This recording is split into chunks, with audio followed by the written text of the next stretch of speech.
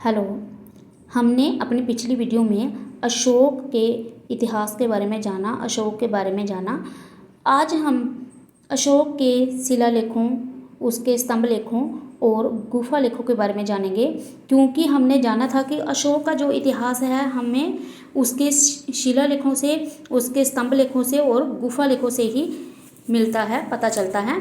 तो हम जानेंगे कि इन शिलालेखों में या स्तंभ लेखों और गुफा लेखों में क्या ऐसे विषय हैं जिनसे हमें अशोक के इतिहास के बारे में पता चला।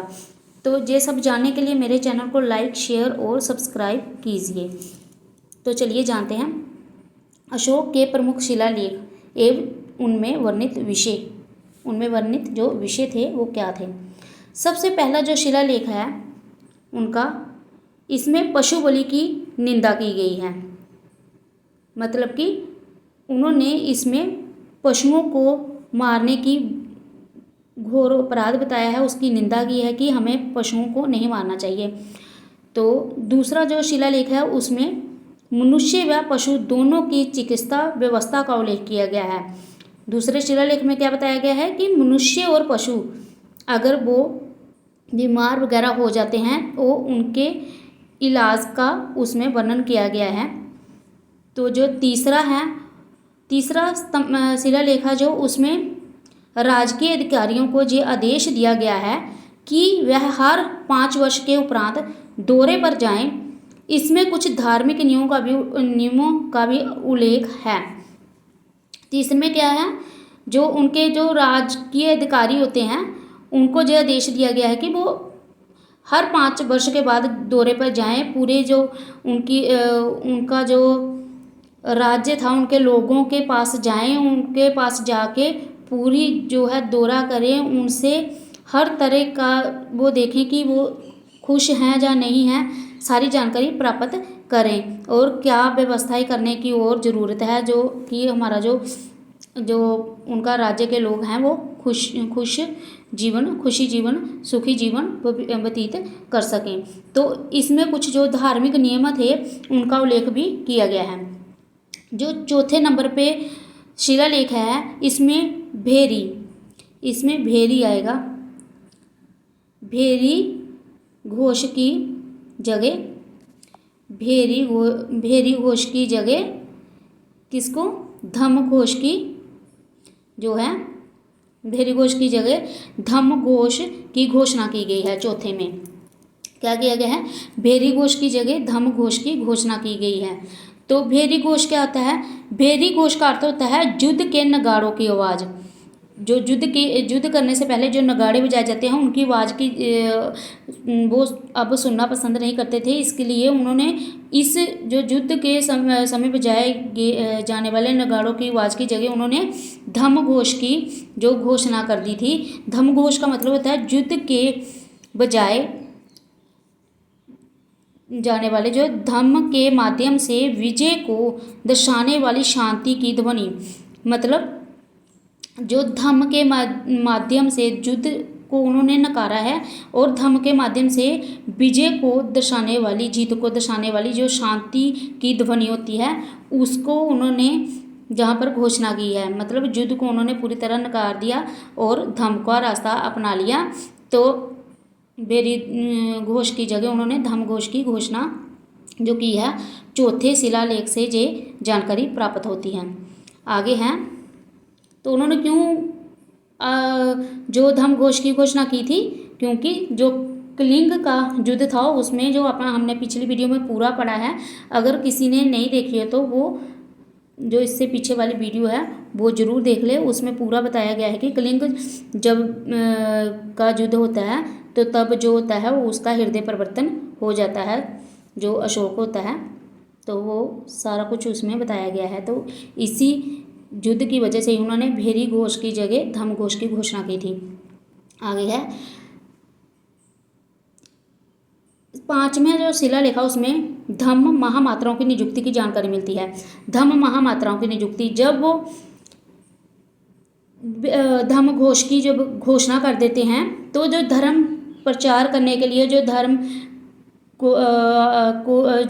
को अपनाते थे या धार्मिक लोग थे उनकी रक्षा के लिए जो भी उनसे बनता था उनको धर्म का प्रचार करने के लिए, उनकी रक्षा के लिए, उनके हितों की रक्षा के लिए जो धर्म महामाता थे उनकी उन्होंने नियुक्ति की थी। इसमें 5वें शिलालेख में उन्होंने ये बताया गया है, पहले धम्म घोष की घोषणा की, फिर उन्होंने धर्म के लिए धर्म के लिए ही महामात्राओं की नियुक्ति की जो कि धर्म का प्रचार करते थे और धार्मिक लोगों की रक्षा करते थे।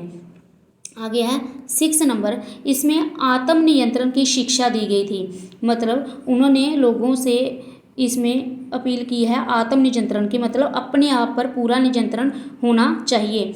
ये आत्म नियंत्रण की जो अपील की है उन्होंने जो सेमा उनका शिलालेख है उसमें की है। आगे है 7वां, जो इसमें अशोक 7वें और 8वें दोनों जो शिलालेख है उनमें बताया गया है कि अशोक की तीर्थ यात्राओं का उल्लेख किया गया है। अशोक ने जो भी तीर्थ यात्राएं की थी उनका उल्लेख किसमें है, 7वें और 8वें शिलालेखों में है। तो क्या होता है, जब कलिंग का युद्ध हो जाता है तो उसके बाद वो धर्म के लिए प्रचार के लिए वो यात्राओं पे निकल जाता है। तो वो सब कुछ 8वें और 7वें शिलालेख में बताया गया है। आगे है 9वां जो शिलालेख है उसमें इसमें सच्ची भेंट तथा सच्चे शिष्टाचार का उल्लेख किया गया है। तो सच्ची भेंट और सच्चे जो शिष्टाचार होता है उसका उल्लेख उन्होंने 9वें शिलालेख में किया है। अशोक का 10वां शिलालेख, इसमें अशोक ने आदेश दिया है कि राजा तथा उच्च अधिकारी हमेशा ही प्रजा के हित में सोचेंगे। मतलब कि उनके वो खुद और जो भी उनके आगे अधिकारी रखे हुए हैं उनका जो काम है हमेशा प्रजा के हित के लिए ही सोचना है। मतलब उनका प्रजा का कोई भी विरोध न करना और साथ में उनको कोई भी दुख ना पहुंचाना था कि उनके हित के बारे में ही सारे कार्य होने चाहिए दरबार में। तो आगे है 11वां शिलालेख, इसमें लिखा गया था धम्म की व्याख्या की गई है। जो 11वां शिलालेख था अशोक का, इसमें धम्म की व्याख्या की गई थी। धम्म मतलब जो उन्होंने धम्मघोष की घोषणा की थी उसकी पूरी व्याख्या की गई थी कि कैसे इसको अपनाया जाएगा। क्या इसमें जो था इसमें यही था कि शांति को प्रिय बनाया गया था, युद्ध को उन्होंने नकार दिया गया था कि युद्ध नहीं करना है और शांति से धर्म के रास्ते पे चलना है जिससे मनुष्य का ये वाला जीवन भी और मृत्यु के बाद का जीवन भी अच्छा रहे, सफल रहे। तो यही थे धम्म की व्याख्या की गई है 11वें शिलालेख में। इसके अलावा है 12वां शिलालेख, इसमें स्त्री महामात्राओं की नियुक्ति एवं सभी प्रकार के विचारों के सम्मान की बात कही गई है। तो इसमें जो है स्त्री महामात्राओं की नियुक्ति की गई है, महामात्राओं की जो नियुक्ति की गई, सभी प्रकार के विचारों के सम्मान की बात भी कही गई है। तो जो औरतों में महिलाओं में महामात्राएं रखी जा रही थी उनके नियुक्ति के बारे में बताया गया है और सभी जो भी उनके विचार थे उनको सम्मान देने की बात भी 12वें शिलालेख में बताई गई है। आगे है 13वां शिलालेख जो है अशोक का, इसमें कलिंग युद्ध का वर्णन है और अशोक के हृदय परिवर्तन की बात भी कही गई है। साथ में इसमें 5 जवन, सॉरी इसमें जवन आएगा इसमें 5 जवन राजाओं के नाम का उल्लेख भी है जहां उसने धम्म प्रचारक भेजे थे।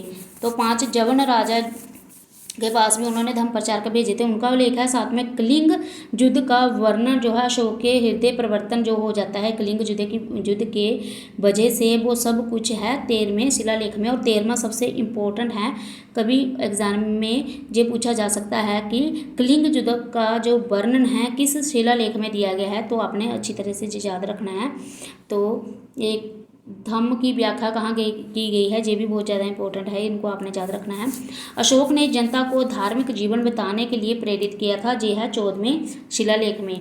तो अशोक ने युद्ध को छोड़ जब खुद उसका हृदय परिवर्तन हो जाता है तो उन्होंने अपनी जो राज्य की जनता होती है उसको भी धार्मिक जीवन व्यतीत करने के लिए, मतलब हिंसा से दूर रहने, युद्ध से दूर रहने और एक धर्म के रास्ते पर चल के जीवन अपना व्यतीत करने की प्रेरणा दी थी। तो ये थे अशोक के 14 शिलालेख जिनसे अशोक के राज्य के बारे में, अशोक के व्यवहार के बारे में, उनके हृदय परिवर्तन के बारे में, कलिंग युद्ध के बारे में सब कुछ जो है इन 14 शिलालेखों से हमें पता चल जाता है। तो आगे अशोक के स्तंभ लेख, स्तंभ लेख, अशोक के स्तंभ लेख। तो आगे हैं अशोक के स्तंभ लेख। जो अशोक के स्तंभ लेख हैं उनके बारे में जान लेते हैं। अशोक के स्तंभ लेख कितने थे? अशोक के थे 7 स्तंभ लेख थे। अशोक ने जो शिलालेख थे अशोक के वो थे 14 और स्तंभ लेख कितने थे? 7। स्तंभ लेख 7 थे। तो कौन कौन से स्तंभ लेख हैं अशोक के? सबसे पहले है प्रयाग स्तंभ लेख। प्रयाग स्तंभ लेख सबसे पहला जो स्तंभ लेख है वो है प्रयाग स्तंभ लेख। तो जो प्रयाग स्तंभ लेख है अशोक का, ये पहले था कौशाम्बी में स्थित था। तो अकबर ने इलाहाबाद के किले में स्थापित करवाया था जिसे। इस स्तंभ लेख को अकबर ने क्या किया था? पहले कौशाम्बी में स्थित था तो अकबर ने इसे इलाहाबाद के किले में स्थापित करवा दिया था। दूसरा दिल्ली टोपरा। चलो दिल्ली टोपरा स्तंभ लेख जो है उसके बारे में जान लेते हैं। जो दूसरा है दिल्ली टोपरा, ये स्तंभ लेख जो था फिरोज शाह तुगलक के द्वारा टोपरा से दिल्ली लाया गया था। तो आपने याद रखना है जो प्रयाग स्तंभ लेख है उसे अकबर ने इलाहाबाद के किले में स्थापित कराया था। दिल्ली टोपरा का जो स्तंभ लेख है इसे, जो दिल्ली टोपरा का स्तंभ लेख है इसे फिरोज शाह जो तुगलक था उसने टोपरा से दिल्ली में लाया था। आगे है नागपुरबा स्तंभ लेख, आगे है दिल्ली मेरठ स्तंभ लेख तीसरे नंबर पे। पहले प्रयाग स्तंभ लेख, फिर दिल्ली टोपरा और आगे है दिल्ली मेरठ स्तंभ लेख। जो दिल्ली मेरठ स्तंभ लेख है पहले मेरठ में ही स्थित था और ये स्तंभ लेख जो था इसे भी फिरोज शाह ने दिल्ली में लाया था। तो फिरोज शाह ने कौन कौन से लाए थे? एक दिल्ली टोपरा जो स्तंभ लेख था इसे दिल्ली में किसने लाया था? फिरोज शाह ने। और जो मेरठ में है उसे भी मेरठ में दिल्ली में लाया था। दिल्ली मेरठ स्तंभ लेख है इसे भी किसने लाया था दिल्ली में मेरठ से? ये भी फिरोज शाह ने लाया था। तो जो प्रयाग स्तंभ लेख था उसके बारे में याद रखना है वो अकबर ने लाया था। ठीक है। आगे है नागपुरबा स्तंभ लेख। ये स्तंभ लेख जो है नागपुरबा स्तंभ लेख, ये स्तंभ लेख चंपारण जो कि बिहार में स्थित है, इसकी खोज 1872 में की गई थी। कार्लाइल ने की थी इसकी खोज 1872 में कार्लाइल ने की थी। तो जो नागपुरबा स्तंभ लेख है इसकी खोज किसने की थी? ये है कहाँ पे? चंपारण बिहार में है और इसकी खोज 1872 में आपने याद रखना है। 1872 में जो है इसकी खोज कार्लाइल ने की थी। लोरिया अरेराज स्तंभ लेख ये था लोरिया अरेराज स्तंभ लेख। ये चंपारण बिहार में है। ये भी चंपारण बिहार जिले में ही है। और इसके अलावा जो पहले पढ़ा हमने रामपुरबा, ये दोनों ही चंपारण बिहार में हैं। तो लोरिया नंदनगढ़ आगे है 6 नंबर पे, लोरिया नंदनगढ़। तो चंपारण बिहार में ये भी है और इस स्तंभ पर मोर का चित्र बना हुआ है।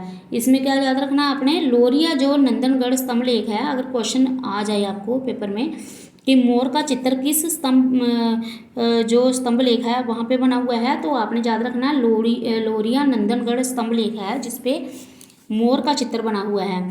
तो हमने जो 6 स्तंभ लेख हमने पढ़े हैं ये जो अलग अलग स्थानों से प्राप्त हुए हैं। तो जो अशोक के स्तंभ लेखों की संख्या तो 7 है जो केवल ब्राह्मी लिपि में ही लिखे गए हैं, और ये 6 जो है ये तो अलग अलग स्थानों से हमें जो प्राप्त हुए हैं उनके बारे में हमने जान लिया है। पर जो पहले हमने पढ़ लिया था जो कौशाम्बी का अभिलेख है वो रानी का अभिलेख है, जो जिसके बारे में हमने शायद पिछली वीडियो में जाना होगा कि रानी का अभिलेख है। और अशोक का जो 7वां अभिलेख है वो सबसे लंबा जो अभिलेख है, सबसे लंबा अभिलेख कौन सा है? 7वां अभिलेख सबसे लंबा है। और अशोक का सबसे जो छोटा स्तंभ लेख है वो है रूमीदेई अभिलेख। ठीक है, सबसे छोटा कौन सा है? रूमीदेई जो स्तंभ लेख है वो सबसे छोटा है। तो आगे हम पढ़ लेते हैं अशोक के गुफा लेख। कौन से थे? अशोक के जो गुफा लेख थे उनके बारे में पढ़ लेते हैं। ये हमें बराबर की गुफाओं से प्राप्त होते हैं। बराबर की गुफाएं, जो बराबर की गुफाएं हैं ये जो थी अशोक ने किनको दी थी दान में? ये उन्होंने दी थी जो आजीवक थे, जो कि अशोक के पिता जो थे बिंदुसार, वो आजीवक संप्रदाय से थे। इसीलिए उन्होंने उनका मान रखते हुए जो आजीवक थे उनको आजीवकों को बराबर की गुफाओं में उन्होंने जो है वहाँ पे उनको जो है जैसे उनको खोद के उनके आश्रम बनाए जाते हैं वो बनवा के दिए थे। तो वहाँ से हमें बराबर की गुफाओं से भी जो है अशोक के जो गुफा लेख हैं वो प्राप्त होते हैं। ये है दक्षिणी बिहार के गया जिले में स्थित हैं। बराबर जो नाम का पहाड़ी की 3 गुफाओं की दीवारों पर उत्कीर्ण मिलते हैं जी हमें। जो बराबर दक्षिणी बिहार के गया जिले में स्थित जो बराबर की पहाड़ी है उसकी 3 गुफाएं हैं वहाँ पे, उनकी दीवारों के ऊपर जो है उत्कीर्ण किए गए हैं, जो लिखे गए हैं ये अभिलेख। ये अशोक ने आजीवकों को निवास के लिए दिए थे। और इसमें जो एक था, जो 4 गुफाएं थी, एक तो बोला जाता है कि दशरथ की थी, जिसने दशरथ की थी। तो 3 जो थी उसमें जो थी एक कर्ण चोपर गुफा थी और सुदामा गुफा थी और विषभ झोंपड़ी गुफा थी, जो तीनों गुफाएं उन्होंने जो आजीवक थी उनको दी थी दान में। और वहाँ से ही हमें अशोक के जो है स्तंभ लेख ब्राह्मी लिपि, प्राकृतिक जो भाषा है वहाँ थी ब्राह्मी लिपि, उसमें जो ये प्राप्त हुए हैं। तो ये थी हमें हमारी अशोक के बारे में जानकारी। तो आगे की वीडियोस देखने के लिए मेरे चैनल को लाइक, शेयर और सब्सक्राइब कीजिए। Thank you.